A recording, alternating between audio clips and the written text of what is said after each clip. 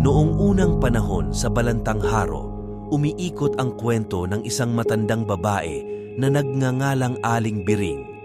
Si Aling Biring ay kilala sa buong komunidad bilang isang magaling na manggagamot at tagapagpalayas ng masasamang espiritu. Ngunit sa likod ng kanyang kabaitan at kakaibang kapangyarihan, mayroon siyang madilim na lihim. Isang gabi, habang naglalakad siya pauwi mula sa isang malubhang kaso ng sakit, napansin niyang may kakaibang engkanto na bumabagabag sa paligid ng Balantangharo. Ito ay isang aswang na nagtatangkang manghuli ng mga inosenteng tao. Si Aling Biring, na may nalalaman tungkol sa mga espiritual na nilalang, ay nagdesisyon na harapin ang panganib na ito.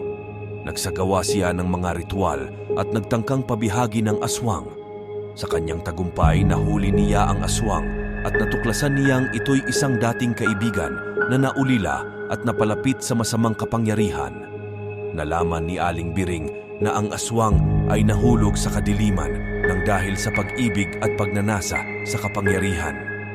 Hindi nagtagal, naging magkaibigan sila at tinulungan ni Aling Biring ang aswang na baguhin ang kanyang mga landas.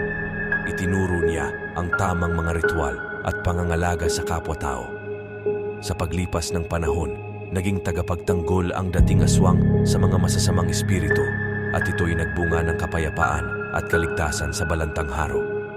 Sa kanyang paglalakbay tungo sa kabutihang loob, ipinakita ni Aling Biring na ang pag-asa at pagbabago ay posible sa kahit na anong nilalang, kahit pa ito'y may madilim na kasaysayan.